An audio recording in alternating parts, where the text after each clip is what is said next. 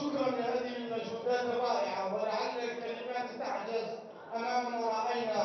يقولوا الرب كيف العسل، والعسل دواء كل علة، والمشكلة مع الأجواز تنحل ومع الأمثال صعب حلة، والصحراء مكفي جبل، والجبل يكفيك ظلة، وانتي يا بنغازي انتي الظل وانتي العسل وانتي دواء كل علة. معنا الآن الشاعر الغنائي محمد طيب، نحب نرحب به وأحد الحضور اليوم. اهلا وسهلا بكم موفقين ان شاء الله. أستاذ محمد، حدثنا عن المسرحية ورأيك فيها اليوم.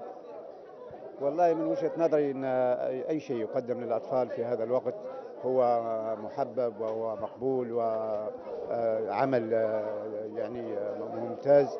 اي شيء يقدم للاطفال مرحب به، وانا انبذ يعني العنف وتدريب الاطفال على المسدسات. هذا كان يعني شيء يعني ما كانش مستساغ. اما باقي العمل فكان فيه جهد وكان فيه بذل وكان جيد الى حد كبير جدا. وطبعا هذا يخرج اطفال من بنغازي من الهم ومن القتال ومن المشهد اليومي او الصراع اليومي في الشارع. أستاذ محمد، عطينا رأيك في عودة الحراك الثقافي اللي هو المسرحي بشكل خاص لمدينة بنغازي بعد غياب يعني فترة ما شفناش فيها عروض مسرحية. عادت العروض المسرحية إلى المسارح في مدينة بنغازي. والله أنا ألاحظ دائما بنغازي دائما سباقة، ودائما تشتغل في أسوأ الظروف وفي في أقل الإمكانيات. والحقيقة الثقافة ما زالت تحتاج إلى دعم الفنان الليبي والكاتب والمهتمين بشأن الطفل وبالمسرح. المسرح الليبي والمسرح في بنغازي مسرح نشيط جدا، ولكن يبدو أن ظروف هذه الفترة هي اللي حالت دون تقديم عروض أو أشياء كذا. رأينا أن وزارة الثقافة تقوم بدعم العديد من الأعمال سواء المسرحية أو أعمال غنائية. أنتم كشعراء غنائيين ما هي مطالبكم من وزارة الثقافة ومن وزير الثقافة بشكل خاص؟ والله نحن مطالبنا كثيرة وعديدة، ولكن الآن نحن نبحث على الشباب ونبحث على دور الشباب. وأنا كعضو في لجنة بنغازي عاصمة الثقافة يعني أشعر بالحرج أمام الشباب اللي نحن منيناها بأنهم تكون لهم العديد من المخصصات حتى يكملوا مشوارهم، ولكن للأسف تأخر الميزانية وهذه الظروف وهذه كذا أوقفت كافة المشاريع ولم نمثل أي شيء إلا القليل جدا. برأيك من هي الجهات التي وراء إيقاف الميزانية المخصصة لبنغازي عاصمة للثقافة الليبية؟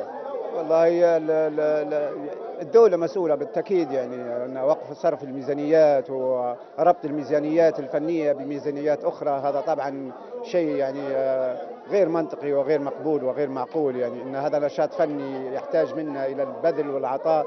نحن نشوف في مهرجانات في العالم كل مهتمين بالمهرجانات الفنية ويدفعوا بسخاء، لكن الفنان الليبي دائما وأبدا محروم، دائما وأبدا مهمش مؤخر، والفرص تأتي لقليل من الفنانين. هناك بعض الفنانين لديهم باع طويل في الفن والغناء بشكل خاص، يلومون بالعتاب يعني على وزارة الثقافة بأنها كانت لربما محابية في توقيع العقود مع بعض الفنانين الذين ليست لديهم خبرة كافية، وتناسوا الذين أعطوا على مدى سنين طويلة. رأيك بهذه المواضيع والمحاباة في توقيع العقود من وزارة الثقافة التي تشوبها بعض والله أنا بالتأكيد يعني أي فنان قدم العديد والعديد من الأعمال وسنهم وأدائهم وعطائهم من حقهم يزعلوا، من حقهم أن يعاتبوا الدولة، ومن حقهم يعني أنا قلت لك كنت عضو في اللجنة ودفعت بأسماء كل من تقدم في شكل خاص، لأن هؤلاء الناس كلهم احترقوا وقدموا، يعني كل فنان يعتبر تجاوز 20 عام أو حدود 20 عام يعتبر من الرعيل الأول، ويحتاج لن يحتاج مستقبلا إلى أن نقيمه أو يعني نحاول نضعه في خانة، لابد أن نضعه في خانة الموهوب. شكرا لك أستاذ محمد. شكرا بالتوفيق إن شاء الله. شكرا. لازلنا مستمرين أعزائي المشاهدين في تغطية مسرحية يد بيد، ومعنا الآن المخرج الشاب هو مخرج هذا العمل المخرج أيمن شعافي. نحب نرحب بك. مرحبتين بك ونحييك على التغطية الحلوة اللي درتوها معنا اليوم. طبعا يد بيد يعني اتحاد. أيمن أنت مخرج شاب، حدثنا عن رؤيتك في المسرحية وكيف اشتغلت عليها والفريق اللي كان معك. طبعا بسم الله، طبعا الأطفال الضمة معي طبعا لهم فوق من 3 أعوام، اشتغلنا عدة أعمال وهذا كان العمل الرابع أو الخامس، العمل الخامس أو الرابع. مهرجان مهرجان بنغازي عاصمة الثقافة، فهذا أحد ثاني عرض من عروض ثقافة عاصمة الثقافة بنغازي. العرض يد بيد المسرحية اشتغلنا عليها في مدة 3 شهور. حكينا على بيئتنا، حكينا على الظاهرة اللي سيرة الآن، ظاهرة سيئة صار الآن، يعني المواطن لما بياكل أو بيشرب ما يعزقش في سطل القمامة، لازم يلوث البيئة، لازم يعني. حكينا على البنية التحتية، حكينا على كل شيء يحدث في ليبيا، حكينا على رجل النظافة شو مهمته، حكينا على شرطي المرور شو مهمته، حكينا على المعلم شو مهمته، حكينا على الشيخ شو مهمته، على عدة شخصيات والدكتور يعني شملنا أقوى 8 شخصيات في المجتمع، بحيث أن يكون العمل يوصل للناس إن نحن لازم نبني يد بيد نبني ليبيا بجد. فهذا الحدوث اللي على العمل يعني. أيمن أنت درست الإخراج أو هي هواية فقط اليوم؟ دخلت المسرح الوطني في عام 2002 عمري 8 سنوات، دخلت في عدة مسرحيات تمثيل، ثم انتقلت في الإخراج ما قبل الثورة بعامين، ثم انتقلت إلى التعليم العام والتعليم الخاص، مدرس نشاط مسرحي في كل مدرسة في بنغازي، كنت في مدرسة جسر المعرفة، أما الآن أصبحت في عدة مدارس نخرج أعمال ونطلع، هذه وظيفتي يعني. بالنسبة للإخراج أنا مش روحي مخرج يعني، ما زلت يعني كلمة مخرج واعرة علي. هذا أول عمل؟ لا، هذا العمل الخامس أو الرابع بالنسبة للمهرجانات. وبالنسبة كما نرد لكلمة الإخراج، يعني في اللي يحسبني مخرج كبير أو دارس إخراج، أنا دراستي معهد علي الشعرية ولسه تم تكميل الدراسة بسبب المقرات اللي حدثت الآن في بنغازي. بالنسبة كيف درست الموضوع، طبعا نص جايني من دولة المغرب، جاني يحكي على حديقة فقط، يحكي على 3 لوحات. خدمت العمل أنا على ليبيا بالكامل، خدمت فيها 3 أطفال في حديقة واحدة باش يناقشوا الحتوتة من البداية للنهاية. نهاية المسرحية يحكوا على شامل ليبيا يد بيد، نحكوا ليبيا. العرض المسرحي هذا كم يوم حيعرض في المسرح السنة؟ المسرح هذا بإذن الله العرض اليوم افتتاح بتاعها، أما نقول بإذن الله بعد رمضان سيتم عرض واحد ثاني، سيتم بعدين اختيار لجنة أفضل عمل طفل، 7 أعمال طفل، أفضل عمل طفل حيكون يشارك برا بنغازي أو برا ليبيا بالكامل، وإن شاء الله يا رب يصل الله التوفيق. وإحنا حاولنا محاولة وليست نحسبوها نجاح أو خطوة يعني. نحن نحب نسأل حتى رأية الناس يشوفوهم، لو عندنا أخطاء نحب نصلحهم منها إن شاء الله. شكرا لك أيمن. بس نحب نرحبوا ونتعرفوا على باقي فريق العمل اللي هم ممثلين اللي كانوا اليوم في المسرحية. تعرفنا عليك. مهند يوسف محمد بدر محمودي. حدثنا مهند على الدور اللي قمت به اليوم في المسرحية. والله قمت باني هنا هو مثلا هذا زميلي مجدي يجي مثلا يقول لنا حولوا الوسخ هني، نحن ما نعدلوش عليه، نهزوا عليه وهني نهزوا عليه ما نعدلوش عليه وهك. هذا أول مرة تمثل اليوم أنت في مسرحية ولا من قبل كانت عندك أدوار سابقة؟ عندي أدوار سابقة. من تحب تعرفنا على الخط؟ مجدي نبيل مسماري ممثل. قول لنا يا مجدي الدور اللي قمت به اليوم في المسرحية. دور النصوح، يعني جينا نصحهم ان ما يحافظوا على بلادهم، ما يوسخاش، ما يلبساش في حاجات. ما هو في اللي يشرب هني يشربوا باكو سنتب يعزقوه على الطاع، يعبوا على الشركات النظافة، المفروض يعبوا على أرواحهم قبل شركة النظافة. أنت النصائح تعطي فين بس في المسرحية ولا حتى برا المسرحية تنصح بأصحابك وزملائك معك سواء في المدرسة؟ برا مسرحية كذا. حتى برا المسرحية إن شاء الله. شكرا لك مجدي. نحب نرحبوا بالممثل الثالث اللي كان معنا اليوم. منصر بالله محمد الصفراني. أنت تهيألي يا منصر أصغر واحد اليوم تمثل في المسرحية. لا مدب بعضنا احنا كنا. يقول لنا على الدور اللي أنت قمت به اليوم. انا دور الصفتار، ابغى يقول حاجه جي ينصحنا نجي نشفط عليه. هذا دور. أنت تمثل قبل هيك ولا أول مرة اليوم تمثل؟ مثل قبل هيك مع ايمن شافي استاذنا. مثلت قبل هيك؟ حسيت ان الناس تجاوبت اليوم ووصلتها الرساله اللي انتم مثلتوها على المسرح ولا كانت مسرحيه وخلاص وبعدها يطلعوا في الشارع يديروا نفس المساوئ اللي احنا شفناها اليوم؟ لا ان شاء الله حتوصل، ان شاء الله باذن الله حتوصل. ان شاء الله. شكرا لك. عفوا. ما زلنا مكملين معاكم اعزائي المشاهدين في حلقه المنبر اليوم، ومعانا طفله هي موهبه كان لها اداء اغنيه على المسرح، نحب نرحبوا بها ونتعرفوا عليها. وجدان محمد الغرابي. وجدان احكي لنا على العمل الموسيقي اللي قمتي اليوم بادائه على المسرح. غنيت اليوم أغنية يا منتدى. هي تحكي على الأطفال، يعني على بنغازي، على يعني كيف نديروا يعني مع بطنا وأمنا وكيف. انت حكينا يا وجدان على تحبي الغناء انت مثلا؟ يعني هذه موهبه عندك؟ إن شاء الله. شو الاغاني اللي انت غنيتيها اخرى يعني اقدم؟ غنيت أغاني واجد، يعني في الثورة غنيت أغاني واجد. تقدر تسمعينا حاجه منها توا؟ إن شاء الله. هيا تسمعينا حاجه. هاي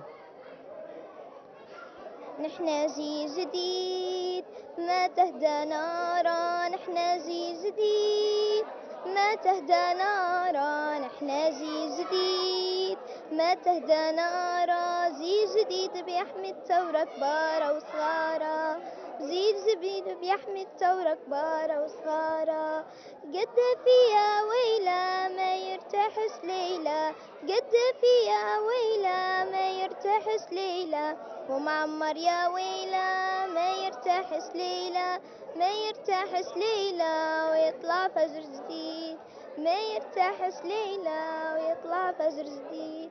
ما شاء الله عليك يا وجدان، ونتمنى لك انك انت تستمري وربي يوفقك ان شاء الله. تبي تضيفي حاجه اخرى؟ نبي نشكر الفنان ايمن الشعافي واحمد الشيخي وحسين الدرسي.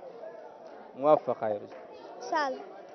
ما زلنا مستمرين معكم اعزائي المشاهدين. معنا هن بنات صغيرات من منتدى اطفال بنغازي، نحب نرحبوا بهم نتعرفوا عليك. امينه محمد الشيخ. قولي لنا اليوم شنو درتي في المسرحيه وشنو دورك كنت تقومي به؟ غنيتي اليوم انت؟ لا. شنو شاركتي؟ فيش شاركتي اليوم؟ ما تعرفيش؟ باهي تو نشوف لي صحتك. نحب نرحبوا بك. سلام. عارفين عليك اسم. انت تغني في المنتدى ولا شو؟ لا، لكن شارك في الحركات. عجبك اليوم المسرحيه؟ عجباتك ولا ما عجبتك؟ عجبتني. عجباتك؟ انت تعزقي في الحاجات في الشارع ولا تحافظي على البيئه؟ نحافظ على البيئة. نحب نرحبوا بك. دكتور الوعر. قولي لنا يا سنة شنو عجبك اليوم العرض المسرحي؟ يعني عجبتني الرقصة وأوكي، يعني عجبتني حتى المسرحية، وعجبني أروح حاجات واجد حتى الرقصة والأغاني. أكثر حاجة الراقص عجبك؟ باهي. والممثلين كانوا مقنعين ولا حقتيهم هيك؟ لا مقنعين. تعرفيهم أنت؟ لا. تعرفيهمش؟ باهي. الحاجات السيئة اللي هي اليوم عرضوها في المسرحية أنت تتجنبي إنك تديريها في الشارع ولا تديري فيها؟ ندير الشارع. ولا قدام الكاميرا بس تحشمي؟ لا والله ندير فيها. متأكدة؟ متأكدة. خلاص شكرا لك. قولي لنا شنو اسمك؟ تيسير نبيل. تيسير، شنو عجباتك المسرحية اليوم؟ عجبتني. ومن يجيب فيك المنتدى ويشجع فيك على الغناء والرقص؟ بابا واخويا هو اللي يوصل فيا. يوصل فيك؟ يقول لك لا ما نشيلكش؟ لا لا يعجبك العرض المسرحي اليوم؟ جاتني شكرا، نرحبوا بك. سميرة مريم.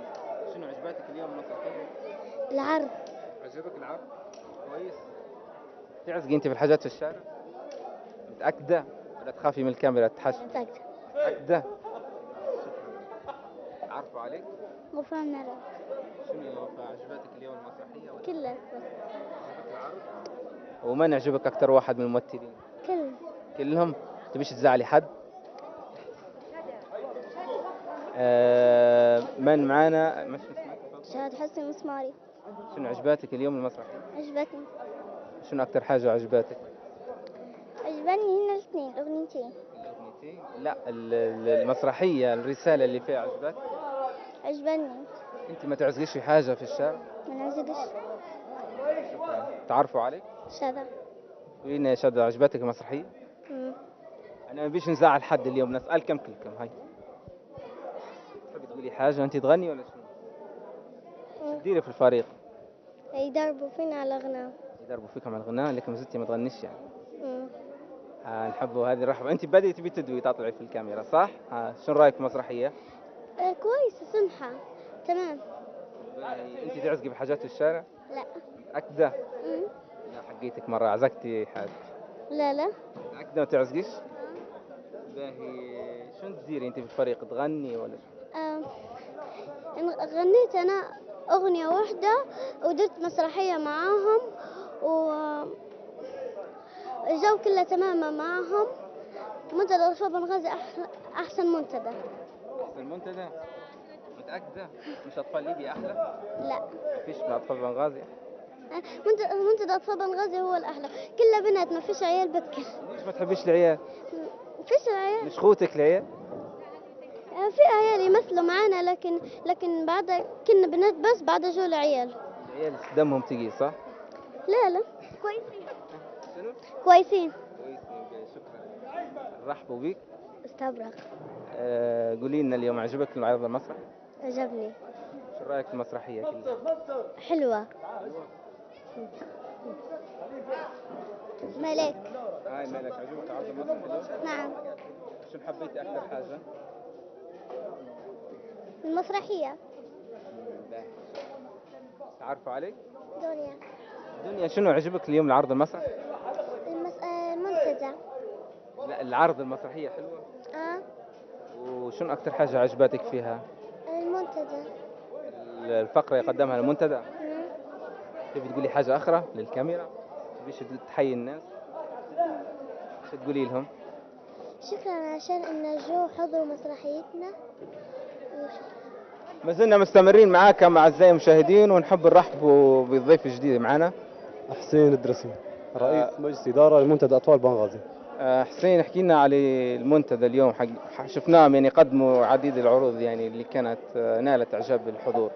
والله العروض هذه طبعا كانت في فترة قصيرة يعني فترة ما يقارب عن أسبوعين أو أسبوع ونص. تدريبات يعني كانت فترة متواصلة، فكان الأحداث اللي كانت صايرة في البلاد زي ما أنت عارف ما بين أنصار الشريعة وما بين حفتر يعني كانت أربكت بعض الشيء. يعني أخرتكم يعني أخرت المهرجان، فكنا نتمنى أنه يكون أفضل من كياه، بس الحمد لله يعني وفقنا الله وقدمنا جيد. وطبعا المنتدى هذا متأسس من سنتين فاتن، هذه السنة الثانية على التوالي، وممكن أول مهرجان ينظموه منتدى أطفال بنغازي، ممكن هو كان مهرجان بسيط بس الحمد لله يعني على حسب وضع البلاد واللي ساير نقول إن شاء الله كويس. احكي لنا على أولياء الأمور، هل في تعاون منهم واستجابة في جلب أطفالهم مثلا للمنتدى أو في صعوبة باش تقنع مثلا ولي الأمر أنه هو يجيب طفله للمنتدى ويكون معهم ويكونوا معك قصدي أطفال؟ لا هي من ناحية أولياء الأمور بارك الله فيهم يعني الكل كان واقف معنا، أضعف الإيمان أنهم يطلقوا عيالهم معنا وحطوا فينا الثقة الكافية، ونحب نشكرهم أولياء الأمور على ما قدموا لنا من مجهودات ولو بالكلمة الطيبة وبارك الله فيهم.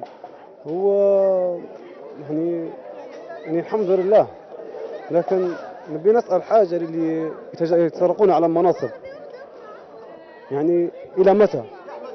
إلى متى؟ يعني هم يحاربوا فينا بالموت ونحن إن شاء الله نحاربهم بالحياة. وشكرا بارك الله فيك. شكرا لك. العفو يسلمك مشكور. ولا زلنا مستمرين معاك مع أعزائي المشاهدين، ونحب نرحبوا بضيف جديد معنا. خليل علي جهاني، فنان مسرحي ومدير منتدى المتحدين للطفل والشباب بنغازي. أستاذ خليل، حدثنا من رؤيتك كفنان مسرحي، كيف كان العرض اليوم؟ بصراحة مجهود يشكر عليه الشباب والأطفال اللي قدموا هذا العرض، وكانت موعظة ونصيحة لكل الأطفال ولكل اللي يحبوا يعبثوا بالبيئة، ومشكورين كل الشباب اللي قدموا هذا العمل. وإن شاء الله يا ربي كل فنانين بنغازي يحظوا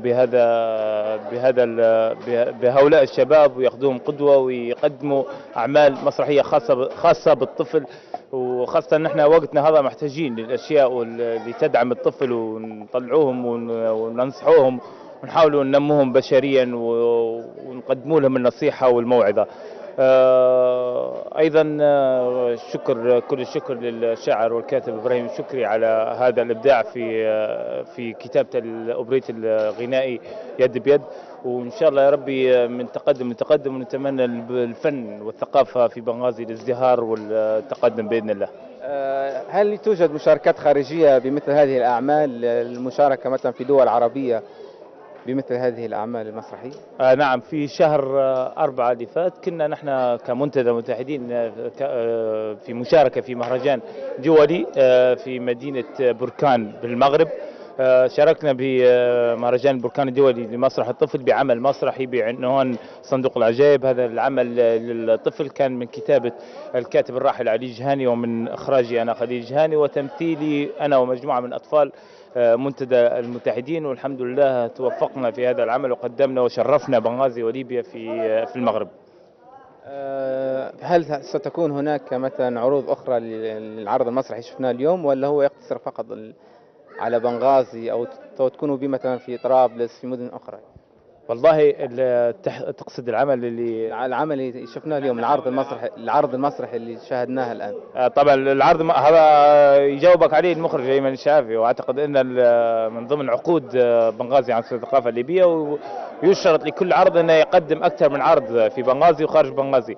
اما بالنسبه لان نحن كمنتدى متحدين نستعد الان لتوسيع ونشتغلوا العمل صندوق العجائب بشكل اكبر مع اتحاد منتديات بنغازي، وسنقدمه في الفتره القريبه ان شاء الله. وزاره الثقافه، هل رايت ان هي قامت بدورها في دعم الاعمال المسرحيه؟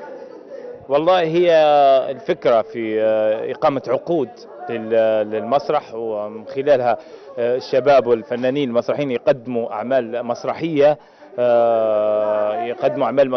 وياخذوا عليها مقابل او ينجوا من خلال العقود هذين اعمال مسرحيه. هي بادره طيبه، لكن نتمنى انها تستمر وانهم يدعموا جميع الفنون في بنغازي حتى تكتمل فرحتنا ببنغازي عاصمه الثقافه الليبيه.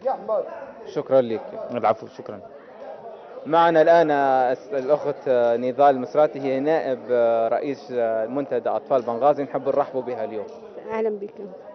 احكي لنا عن مشاركة منتدى أطفال بنغازي اللي قدموا فقرة غنائية اليوم، كيف تم التدريب عليها، وشنو أعمالكم اللي تقوم بها هذا المنتدى؟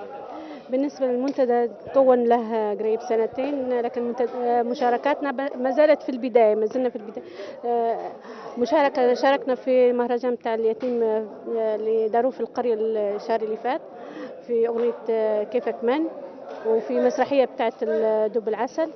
وبالنسبة لي أنا مدرس أشغال يدوية نعتبر مع الأطفال، وأصلا أنا أخصائية اجتماعية في مدرسة سيدي حسين اللي فيها المنتدى، ونعتبر أخصائية اجتماعية ونائبة المدير ومدرسة أشغال يدوية.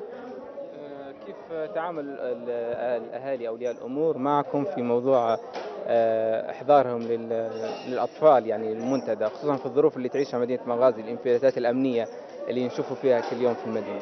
في تعاون كبير بيننا وبين أولياء الأمور، متعاونين واجد. نحن بيني وبينهم اتصالات على طول، ومعتبريني كيف أم الثانية بالنسبة للأطفال اللي موجودين معي في المنتدى. والحمد لله يعني في تعاون، ما فيش اي اشكاليه، ما فيش حد قال لي لا ما ندزش ولدي ولا هذا عشان الاوضاع. يوميا تدريبات، كنا تدريبات مكثفه عشان المسرحيه، وهذا ما شاء الله يعني اولياء الامور كلهم مشاركين معنا. ممكن تحكي لنا عن المنتدى ومكاننا، وين هو المقر الخاص بالمنتدى، حتى اللي يشوفوا فينا يعني اولياء الامور اللي حابين اولادهم يكونوا معاكم في المنتدى يعرفوا المقر ومكانه وين. المنتدى مدرسة سيدي حسين الابتدائية، اللي هي مدرسة أسماء سابقا، اللي هي في وسط سيدي حسين تعتبر. الأنشطة بتاع المنتدى اللي هي ثقافية، اجتماعية، رياضية، فنية، في رياضية. بالنسبة للطلبة عندهم، بالنسبة للتعليم عندنا مدرسين إنجليزي، عندنا مدرسين رياضيات، وحنعطوهم إن شاء الله. حنبدو معاهم من يوم 1/6 حيكون المنتدى بعد فترة التدريبات المكثفة، حنعطوهم يومين 3 هيك راحة، وحنبدو من جديد يوم 1/6 إن شاء الله في العشية في المدرسة. نسألك أستاذة نضال على النشاطات اللي يقوم بها المنتدى في الصيف، خصوصا فترة الصيف تستحق من التلاميذ ان هم ياخذوا قسط مثلا ان هم يتعلموا اشياء جديده، مثلا كان سواء في الرياضه، في الفن، في الثقافه. اصلا منتدانا هو في قلت لك الرياضي وثقافي وتعليمي وترفيهي كده. التعليم اللي هي الرياضيات والانجليزي اكثر حاجه بالنسبه، لانه ديما عندنا الطلبه فيهم في نقص، يقولوا لك ان احنا ضعف المادتين هذه الرياضيات وانجليزي. عندنا مدرسين فيهم، وعندنا مدرسات اشغال يدويه، انا منهم ومعي ابله وحده اخرى. وفي عندنا طبعا مدرسين نشاط، يعتبر استاذ حسين مدرس نشاط ورئيس المنتدى. في يعني في برامج واجده، وفي حاجات، في رحلات، في حفلات نديروا فيهم ويشاركوا فيها الطلبه كلهم. شكرا لك استاذ نضال، على امل ان احنا نشوف المنتدى اكثر نشاط واكثر يعني. الله ان شاء الله. شكرا لكم. شكرا. كما شاهدتم أعزائي المشاهدين، كان اليوم العرض خاص بالأطفال، هي مسرحية يد بيد، مسرحية إرشادية توعوية قامت برعايتها كل من وزارة الثقافة وأيضا منتدى أطفال ليبيا. في نهاية الحلقة نحب نحييكم، أنا عصام جد الله، وأيضا كان برفقتي المصور طارق الهوني.